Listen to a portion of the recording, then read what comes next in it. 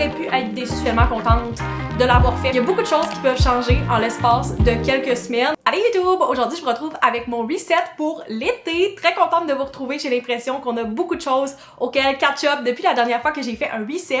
Comme d'habitude, on va jaser de qu'est-ce qui s'est passé pour moi dans les derniers mois, de mes favoris, mes objectifs et tout ce qui s'en vient pour moi dans la prochaine saison. Fait que si c'est le genre de vidéo que vous aimez, n'hésitez pas à vous abonner pour ne pas manquer d'autres vidéos comme celle-là, à mettre un like si vous avez des resets et c'est parti pour mon reset de l'été. Premièrement, si on se fait un petit recap de mon printemps, la dernière fois que j'ai filmé un reset, on était au début du mois d'avril et ça faisait quelques mois que j'étais sans emploi. À ce moment-là, je disais que j'espérais vraiment pouvoir trouver un emploi à temps plein, c'était un de mes objectifs, puis je sentais que c'était proche pour moi puis que ça s'en venait et effectivement, quelques jours après avoir filmé mon reset, j'ai accepté une offre d'emploi et j'ai commencé cette job-là au milieu du mois d'avril. Fait que here we are, ça va faire 2 mois que je suis à cette job-là dans quelques jours.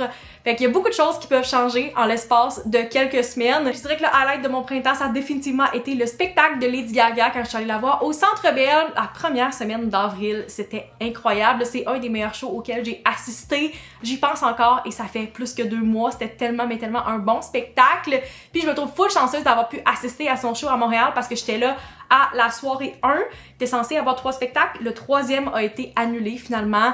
Vu l'état de santé de Lady Gaga. Fait que très chanceuse d'avoir pu assister puis d'avoir pu juste aller à Montréal pour 24 heures, me faire un petit solo trip puis en profiter toute seule avant de commencer ma job. J'avais comme peur que ça coïncide avec un moment où j'allais peut-être commencer un nouvel emploi puis ça allait être difficile pour moi de prendre un congé. Puis finalement, la vie fait bien les choses. J'ai commencé ma job 3 semaines après ça. Fait que j'ai pu aller au spectacle puis c'est tellement un highlight pour moi des derniers mois. Ça a été mon seul show à date que j'ai assisté depuis le début de l'année de musique. C'était incroyable. J'y retournerais n'importe quand. Chaque dollar que j'ai investi dans ce spectacle-là en valait la peine selon moi. Sinon, c'est pas un moment spécifique, mais j'ai tellement passé de bons moments entre amis dans les derniers mois. Puis le fait que j'étais sans emploi pendant l'hiver, puis le début du printemps aussi, ça l'a vraiment aidé au fait que j'ai pu voir un petit peu plus mes amis. J'étais un peu plus disponible aussi. Fait que j'ai pris le temps de prioriser mes amitiés, puis de faire comme plein d'activités différentes, de jaser. C'est quelque chose que je continue à prioriser puis que j'essaie de faire encore même si j'ai un horaire qui est différent depuis quelques semaines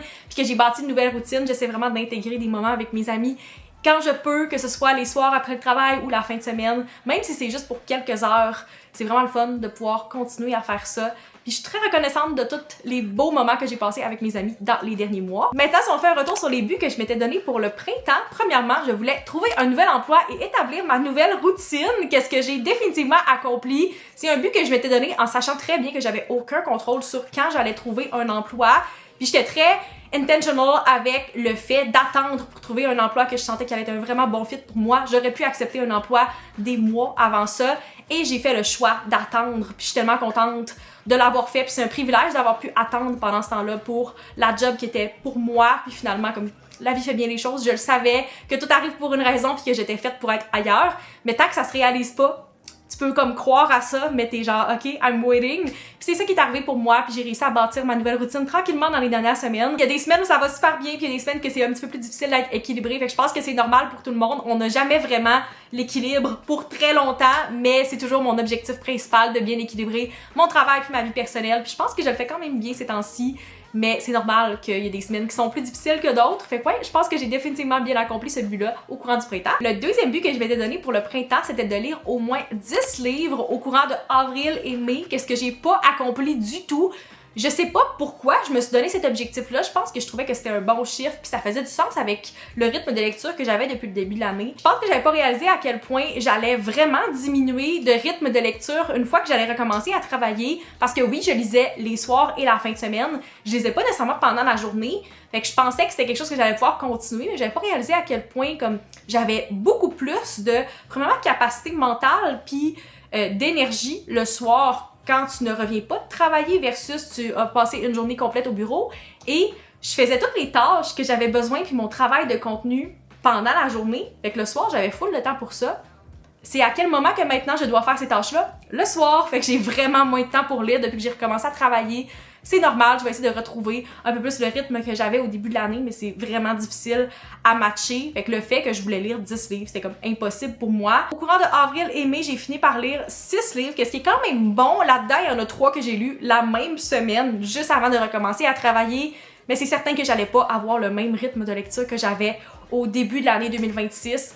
Fait que c'était un bel objectif, j'en ai lu 6 sur 10, mais comme c'était juste pas réaliste pour moi, maintenant je le réalise. Et finalement, le dernier objectif que je m'étais donné pour le printemps, c'était d'aller au Pilates au moins 2-3 fois par mois, qu'est-ce que je n'ai pas accompli. De janvier à avril, j'allais au Pilates au moins une fois par semaine, qu'est-ce qui était vraiment bon pour moi. C'est pas quelque chose que je peux faire quand je suis en train de travailler à temps plein juste par mon horaire parce que c'est pas assez flexible pour aller à des cours le milieu de l'après-midi comme je faisais pendant le début de l'année. Je pense que depuis que j'ai recommencé à travailler, je suis peut-être allée 3 fois au total au Pilates dans l'espace de comme 1 mois et demi, qu'est-ce qui est pas si pire.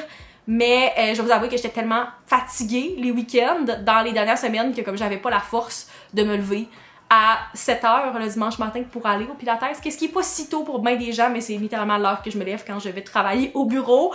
Fait que c'était pas possible pour moi, j'ai cancellé plusieurs fois mes cours juste parce que j'ai priorisé mon sommeil, puis je voulais pas me brûler les premières semaines d'un nouvel emploi.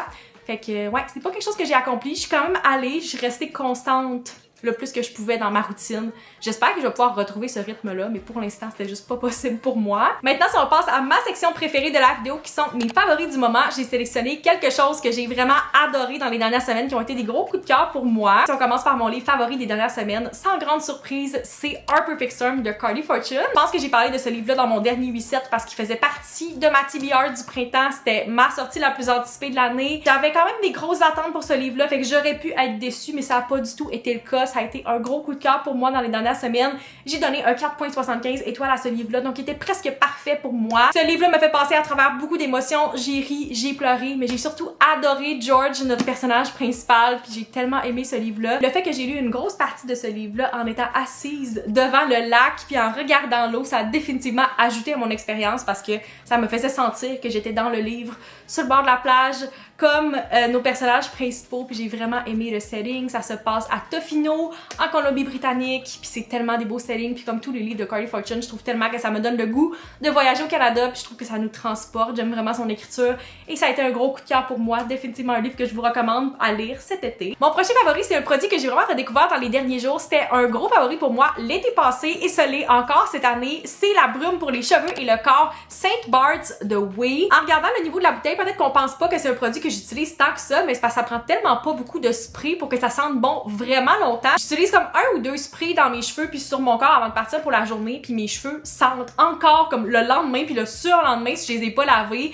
Puis c'est vraiment quelque chose qui dure longtemps, qu'est-ce que j'apprécie parce que des fois t'as des parfums qui durent comme 20 minutes puis t'es genre est-ce que c'est moi qui le sens plus ou il sent juste plus en général, puis dans ce cas-ci je le sais qu'il sent encore parce que même moi je le sens, fait que c'est vraiment une bonne nouvelle, ça n'en prend pas beaucoup, puis c'est une odeur que j'adore puis que je sais qui est appréciée par beaucoup de monde aussi. Si vous l'avez pas senti encore, je vous invite à juste vous rendre dans Sephora, le sentir, puis vous allez sûrement tomber en amour avec cette odeur-là. Je trouve que c'est la parfaite odeur estivale. Si on passe à mes morceaux de vêtements favoris pendant l'été, j'ai vraiment des bons basics que j'adore en ce moment. Premièrement, on a les shorts mi-cuisses de chez Levi's. J'en ai beaucoup parlé dans les dernières semaines dans les vlogs parce que j'adore ce modèle de short-là. D'ailleurs, je porte la version noire en ce moment parce que je les aime tellement. J'ai vraiment de la difficulté quand vient le temps de trouver des bonnes jeans ou des bonnes shorts en jeans parce qu'on dirait que le fit est jamais correct aux hanches et aux cuisses, c'est tout le temps un ou l'autre. Dans ce cas-ci, c'est vraiment pas un problème que j'ai et qu'est-ce que j'adore aussi, c'est qu'ils sont ajustables, il y a un bouton de chaque côté, donc si jamais ils sont trop lousses à la taille, vous pouvez vraiment ajuster ou même les desserrer.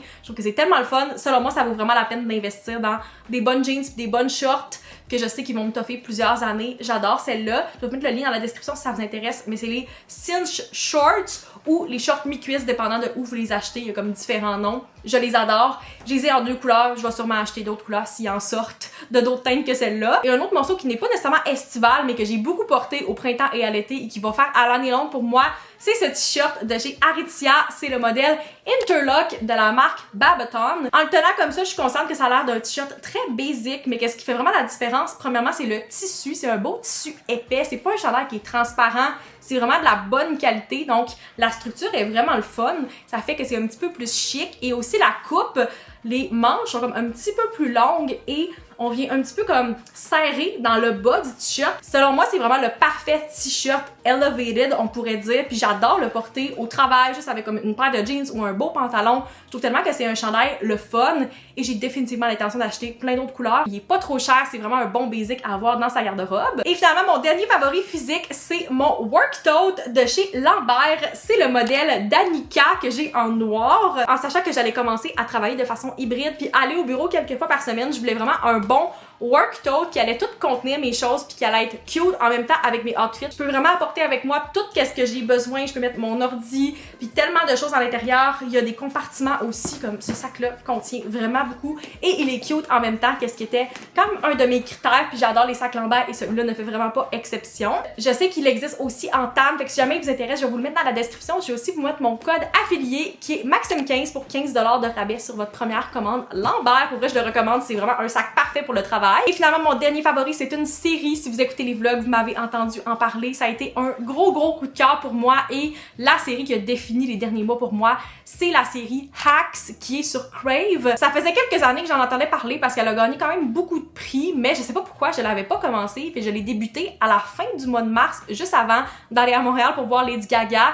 Et j'ai binge cette série-là en l'espace de comme 2 semaines, puis la dernière saison allait commencer quand j'ai terminé de binge la série, fait que c'était vraiment le timing parfait. J'ai pu écouter la dernière saison en live en même temps que tout le monde et j'ai tellement braillé à la finale. Une chance que je me suis pas filmée parce que ça l'aurait pas été beau à voir. Ça devait être la première fois que j'ai autant pleuré à la fin d'une série que ça. Puis pourtant, c'est une comédie, fait que je m'attendais vraiment pas à verser des larmes, vraiment de pleurer à chaudes larmes comme je l'ai fait à la finale. C'était la finale parfaite d'une série selon moi. Tout le monde qui a participé à cette série-là est tellement talentueux. Puis c'est vraiment une super belle comédie, mais aussi full emotional. Et comment ça a été filmé, la musique, tout ça, c'est tellement beau. C'est vraiment une bonne série. C'est pas pour rien qu'elle a gagné des prix. Si vous l'avez pas écoutée encore, elle est maintenant toute disponible sur Crave. Selon moi, ça en vaut la peine. Je l'ai réécouté je sais pas combien de fois depuis. C'est tellement bon. Je ris et je connais maintenant les épisodes par cœur. Ça vaut juste vraiment la peine de l'écouter. Puis maintenant, j'ai le goût d'écouter tout le travail que Jean Smart a fait dans les dernières années. Je commence à écouter Designing Women grâce à elle. Une vieille série des années genre 80. Mais j'ai juste le goût d'écouter comme plus de son travail parce que je trouve qu'elle est hilarante.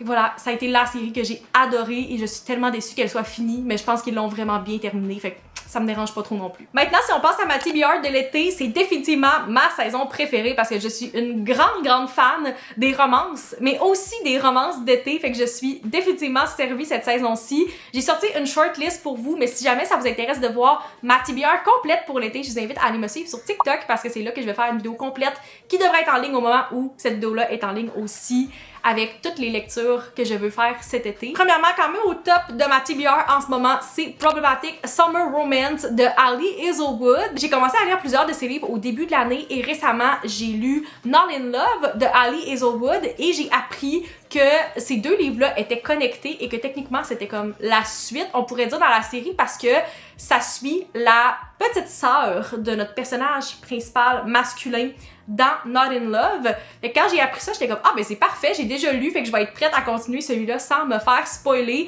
Et je le gardais pour l'été, évidemment, parce que c'est une romance d'été. Je pense que l'histoire se passe en Italie pendant l'été, pendant un mariage, fait que c'est définitivement le genre de setting qui est parfait à lire pendant qu'on est en voyage. Selon moi, je serais pas capable d'attendre au mois de septembre pour le lire pendant que je vais être en voyage, je vais être comme trop impatiente, mais c'est définitivement au top de ma TBR pour cet été. Next, on a Dolly All the Time de Annabelle Monaghan. C'est une nouvelle sortie, puis c'est un achat récent que j'ai fait, que j'ai acheté dans les derniers jours.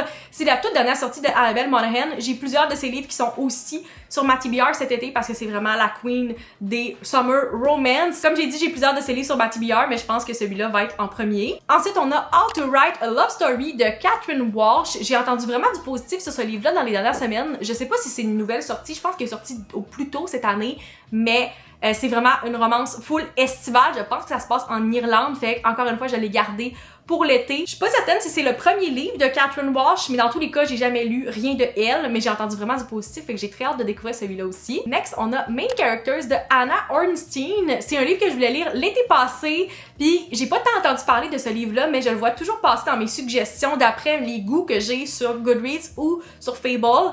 Puis c'est un livre que je pense qu'il va être parfait à lire pendant l'été. L'année passée, j'ai pas eu le temps de me rendre jusqu'à ce livre-là dans ma TBR, mais il est encore une fois présent dans ma liste cette année. Et finalement, le dernier que je vais vous partager aujourd'hui, c'est Passion Project de London Spirit. Encore une fois, c'est un livre qui était sur ma liste l'année passée, mais j'ai lu Summer in the City de Alex Astor au mois d'août et je voulais comme pas lire deux livres back-à-back qui avaient pratiquement la même histoire ou la même prémisse parce que ça se passe aussi à New York. Fait que j'ai voulu espacer les deux puis je me suis dit, je vais le garder pour cet été, comme ça, je vais pas juste comparer les deux, puis ça sera pas comme trop proche d'être la même histoire. Voilà, c'est quelques-uns des livres qui sont sur ma TBR cet été, comme j'ai dit, vous allez retrouver la liste complète sur mon TikTok. Et finalement, si on passe à la dernière section de la vidéo qui sont mes buts pour l'été, encore une fois, cette fois-ci, j'en ai 7 et 3. Je trouve vraiment que c'est un bon équilibre et je pense que c'est des buts qui sont quand même atteignables, mais aussi qui sont un bon défi. Premièrement, comme objectif lecture, je me ramène l'objectif que je m'étais donné au printemps, qui est de lire au moins 10 livres. Par contre, cette fois-ci, ça me laisse un petit peu plus de temps. Je veux en lire 10 au courant de l'été. C'est que ça me laisse à peu près jusqu'à la fin septembre pour ça. Je pense que c'est réaliste, puis j'ai tellement de livres sur ma TBR que je vais passer à travers. Je risque d'avoir des congés, des vacances là-dedans. Fait que je pense que j'aurai un petit peu plus de temps et de motivation pour lire. Je pense que c'est un bon défi, mais que c'est quand même atteignable. Mon deuxième objectif est aussi relié à la lecture. C'est un objectif que j'ai déjà amené dans plusieurs de mes resets et qui s'est pas réalisé encore, mais j'aimerais vraiment que ça se passe cet été. C'est de commencer un book club. Ça fait au moins 2 ans qu'on en parle avec mes amis. On a comme une idée de qu'est-ce qu'on veut faire. On veut pas trop se mettre de pression non plus. Fait qu'on essaie de trouver un livre qu'on allait tous lire en même temps puis comme se donner un moment pour se rencontrer comme un book club, mais sans grosse pression. Puis on n'est pas obligé de le faire à tous les mois.